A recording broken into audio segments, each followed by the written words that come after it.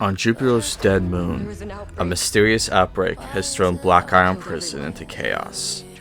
Fight to survive the unspeakable horrors of Callisto and uncover its dark secrets. So, there's something you should know about me. I really love space horror. It's one of my favorite genres. You look at Alien, you look at Aliens, Event Horizon, Pandorum, John Carpenter's The Thing, I would kind of count as space horror. Technically, it doesn't happen in space, but it's an enemy from space, so I kind of count that. I just absolutely love the concept of space horror, and one of my favorite horror games of all time is Dead Space, the very first one. I love that first game. A lot of people say the second one's better. I like the first one more than the second one, and just, it's a game I've played numerous times when I have no business playing it numerous times because I have so many games in my backlog I need to get to. But it's just, I absolutely love that game. I love that franchise. And so when I heard that the guy who helped make the first Dead Space, Glenn Schofield, was making a new game, the Callisto Protocol, I was kind of excited. And then the teaser trailer came out. It's like, okay, I don't know enough yet, but then I start seeing more trailers. It's like, okay, this is really looking cool to me. And I still got it despite the fact that there was a lot of negative reviews that came out for it when it first came out, because I love space horror, and I can forgive a lot if you have something set in space horror. And ultimately, I think this does kind of stick the landing.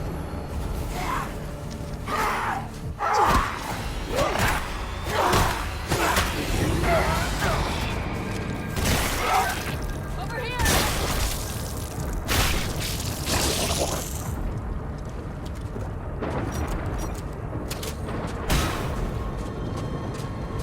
Get inside!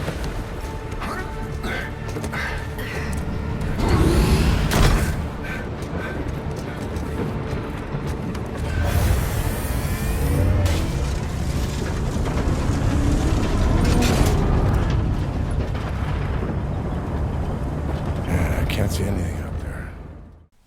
Yeah, so again, I am a little biased towards this game in the positive because I love space horror, and yes, I had a lot of fun with this game, hands down. I played this within a week. Normally it takes me like a month to get through a game with my schedule, and I managed to get through this in a week, not because it's so short, just because every time I sat down, it's like, I want to play Callisto Protocol again. I want to play it again. I want to play it again. And so, like, that initially was a big, impressive upside to me. Now, yes, this game does have issues. It has a good chunk of issues, and I'm going to get to those. But one thing that I think needs to be pointed out is when I played this game was a different time than when most people reviewed this game back in December of 2022 when it first released. I played this in March of 2023, and the time difference, several patches came out fixing some of the minor hiccups and issues with this game. And case in point, there is an issue of apparently the melee combat. Enemies would just swarm you, hitting you at the same time and kind of glitching out and making the game broken and unplayable. They have since fixed that with this update.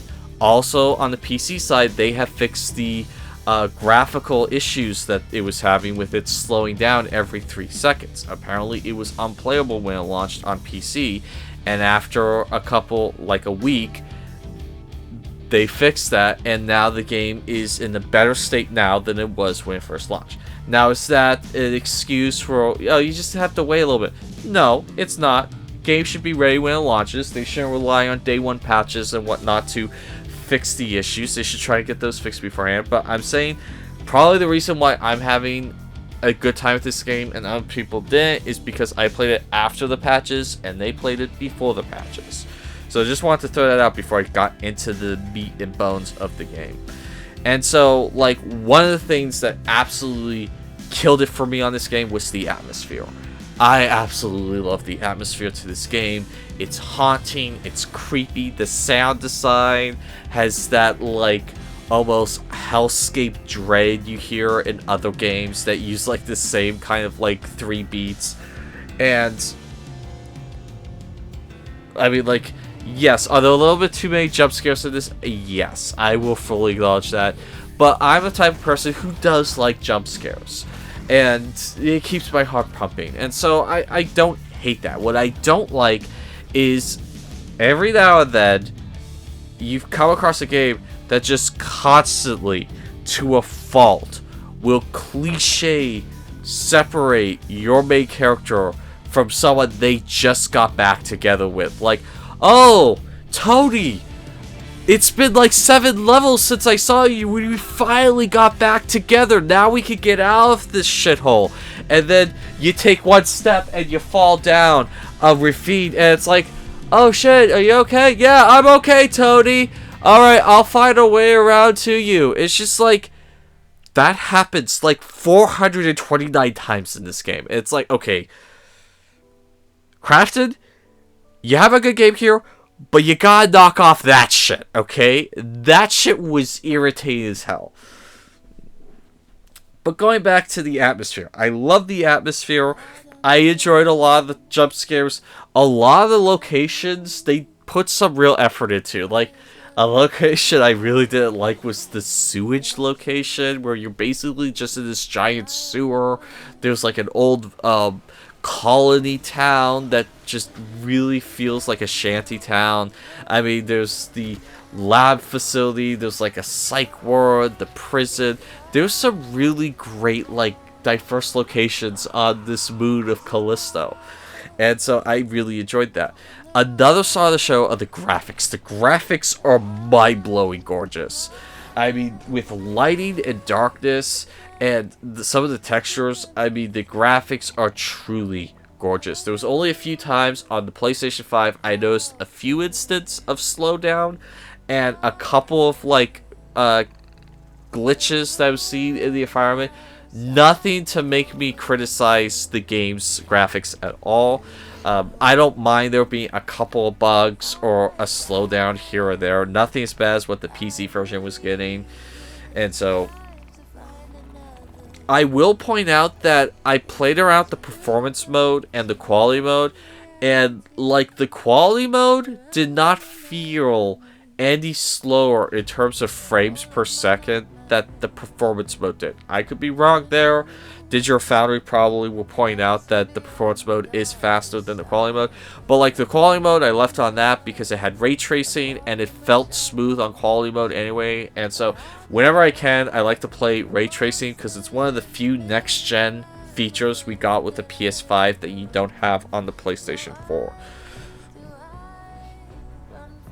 And with the ray tracing mode, this game is gorgeous. They did a really good job making this game look beautiful and pretty in its own disgusting way. And like, I would love to see this game on OLED screen because unfortunately it involves a lot of blacks, and you're starting to notice more you look at a screen that blacks aren't really black, they're like fuzzy gray. And so some of the scenes, especially at the beginning with the main character and his co-pilot in the cockpit, it's just, it looks really grainy, and it's supposed to be like darker than it is, and it's like, oh, you know, I bet this would look amazing on an OLED screen. And like, yeah, I would absolutely love to play this on an OLED. Now, getting on to like one of the biggest issues people have had with this game is the melee combat. This game is more focused on melee combat than guns. And yes, I'm going to have to make some comparisons with Dead Space because there's so many connections with this game and Dead Space.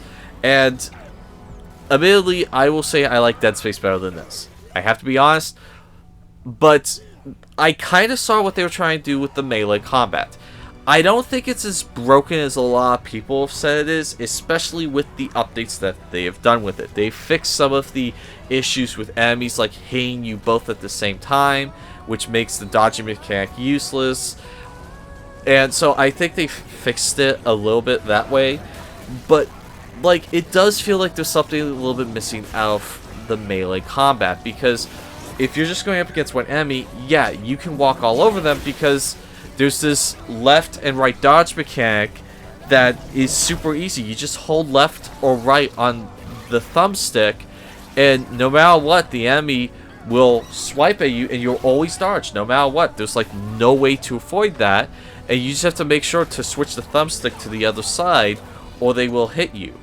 And like with one enemy, yeah, you can walk all over them, it's not really that scary. But once you start getting into 2, 3, 4, 10 enemies, there's like a sequence that has 10 enemies at once, it gets kind of tricky. You gotta make sure that, you know, like, you're going in one at a time, you gotta back out, you gotta make sure that you're using your weapons right. And so there is kind of like this balance that almost became a challenge, but it never quite became a challenge. And I think what would have pushed it over it becoming a challenge and actually making it enjoyable to a lot of the naysayers is if they gave the enemies a heavy attack that could break through your standard block. And so there's a standard dodge, and then there's a block. And like, I think it would have been interesting if they gave enemies a heavy attack that could have damaged you if you tried dodging. So you would have had to do the block a little bit more. And I think that would have been just enough to give it enough of a dynamic that people would have found it challenging. But it just didn't quite hit there. And so, yeah, I will say that combat a lot is on the easy side. But I overall did enjoy it because there are a good selection of guns in this game. And I loved upgrading the guns. They were really fun when I first got them. And then they upgraded to becoming insanely powerful. And I liked that. And a nice little attention to detail. Anytime you have a certain gun selected, it will be the one on your hip and on your thigh. So if you have the shotgun equipped, that'll be on your thigh. If you have the assault rifle equipped, that'll be on your thigh. If you have the pistol, it'll be on your hip. If you have the shotgun pistol, that'll be on your hip. So I like that little attention to detail.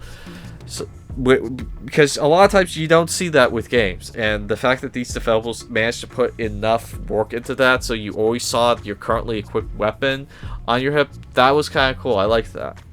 Another issue I had with this game though was the vent transitions. Good gosh, I must have crawled through like 100 vents in this game. That got old so quick, so fast. If they make a sequel to this, get rid of all the vent crawling transitions. Seriously, guys, that was a poor aspect to the game. Another issue I ran into was the situation of which path do I take? Because this game is super linear, like 100% linear, with the exception of every now and then you'll see an alternate path you can take. And it's like, okay, which one do I take? Because there are certain points in the game, if you walk through a door, it locks behind you. And it's like, okay, I thought this was the alternate path. And so, like, every now and then, I would, like, start going down a path. It's like, does this path look like it's going to continue the story? Or does this look like the off the beaten path? And it's just like, I need to go look at the other one to see if I think that one looks more off path than this one does.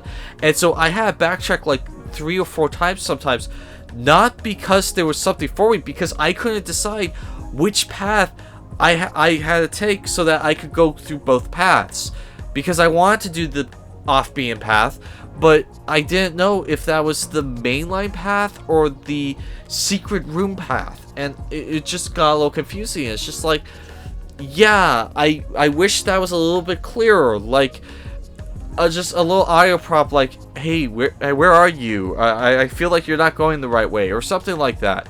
But, you know, that got annoying. Now, going on to the story, I have a couple of things I want to talk about the story, but I'm going to do my very best to have absolutely no spoilers. If there is a spoiler I'm going to talk about, I'll give you fair warning, and I'll tell you the time stamp to skip to if I do talk about a spoiler. So, the story. I could have used more in the story department. Now, don't get me wrong. there is a story here, and there are parts to it I do like, but the biggest issue is this game desperately needed more world building. Like Dead Space, perfect example of how to do a story, how to build the world. By the end of that game, I felt like I was just living in that universe. In this game, I still have so many questions about the universe. Like, okay, what's Earth like? What happened on Europa? I never got a clear answer on that. What's humanity like in this, world? This supposed plague, virus, mutagen, whatever it is that's the main threat in this game. I would have liked a little bit more information on that.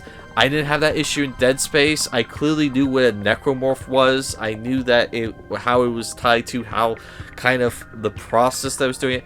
I don't really know kind of the process with this one. They alluded that it was just through contact. They alluded that you had to have a spore. It's just not very like starch. This is it. It was very like it could be this, it could be that, and I didn't like that.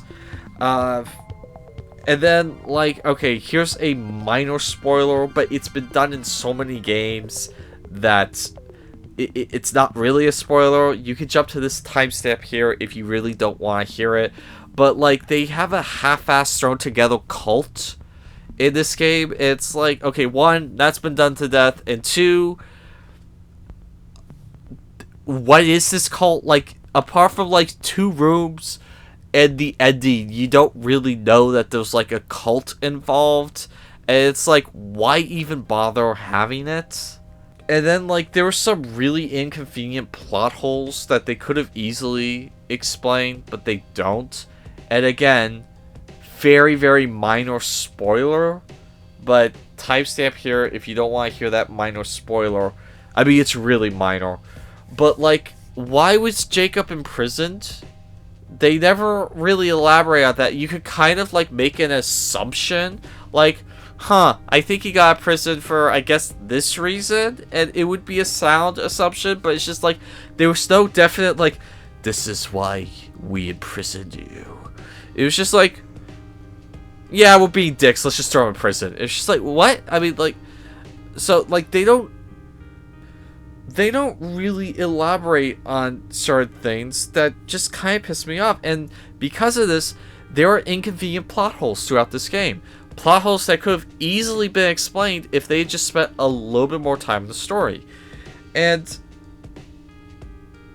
like another thing that doesn't work is for some reason some of the dates in your like data pad are off when it comes to like birth dates. Like Jacob is apparently 30 years older than Danny, but like they're both 300 years older than this one prisoner you come across, because like Jacob was born in like 2275, but Danny was born in like 2300, and then this one prisoner is born in 2500 and something. It's just like, okay, so it's like Jacob over 300 years old. Like, I think that probably is a technical mistake that they did in the game, but just little shit like that just really throws you off.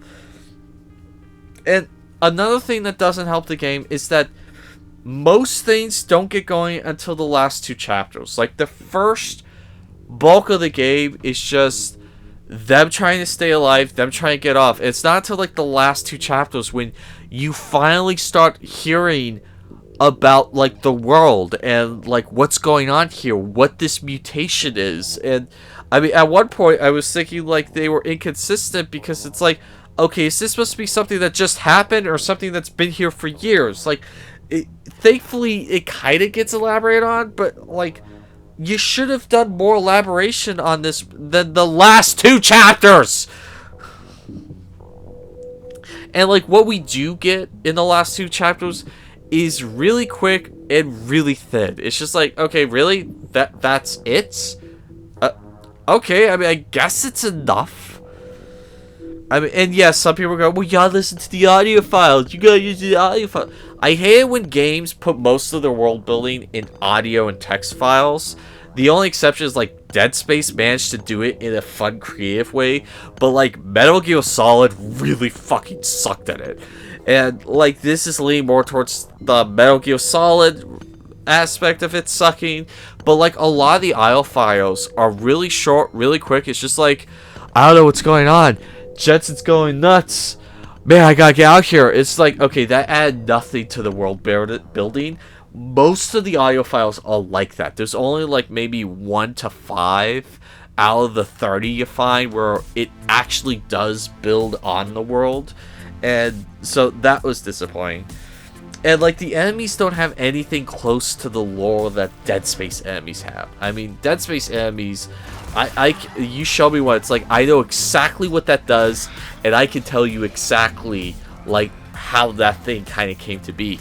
But in Callisto Protocol, like yes, there are memorable enemies, but there's also some throwaway ones. Like there's different variants of like the base enemies, and it's like, okay, one's black with bumps. I don't know why that's any different than the standard one. And like, okay, there's tentacles, but why they grow tentacles? Why are there eggs everywhere? What's with the long neck snake head type things? Like, I don't know how those kind of came to be. And so like the enemies don't really have the lore that like Dead Space enemies have, and I wish they did. And then like there is an end boss that's kind of cheesy. I was okay with it until I realized no melee attacks really work with this end boss. The only way to really destroy him is by shooting him or throwing stuff at him with your telekinesis like wrist tool.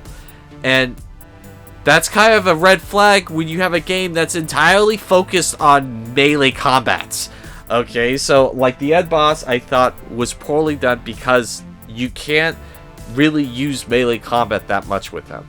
I mean, you kinda can, but you're just asking for him to kill you. I died numerous times in the end boss fight because I initially thought that this game was mostly melee combat. Yes, there are guns, yes, they are fun to shoot, but ammo is very limited. And by the time I got to the end level, it's like, yeah, I have only like 5 rounds for this weapon, and also weapon switching in the middle of a fight really fucking sucks. Like, you have a quick switch between 2, but if those 2 run out of ammo, you better get some distance between you and the enemy, which is easier said than done because you need to do this thing that is great when you're not fighting, but in the middle of a fight scene, yeah, it's like almost near impossible. And so yeah, that was disappointing. So yes, ultimately I did have a lot of fun with this game. I liked it. I was ultimately happy in the end, but it does have a lot of problems. And I have to be honest, if I wasn't a space horror fan like I am, I probably would have rated this a little bit lower, maybe even very critical of it. But because of my love for space horror, and I don't get good space horror that often, I was a little bit more lenient on this game. So, full disclosure there, I will say that I have fun time with this game. If you like sci-fi, space horror at all, I think you will have a fun time with this game as well, especially since they fixed a lot of the issues from day one, and there is a new Game Plus mode, which is always appreciated. And so yeah, I would say that this was a good game. It's not great, it's not amazing, it's a good game. And I guess I'm happy that I at least got a good game. Would I like to see a sequel to this? Absolutely, simply because I didn't get enough world building with the first one. But yeah, it's very gorgeous, and I would say that eventually you should pick this up, simply because the more people who pick this up, we'll get a sequel then. So, anyway, that's been my review of the Callisto Protocol. My name's Christopher Kyle, 11 Hour Views, and that will be all for today.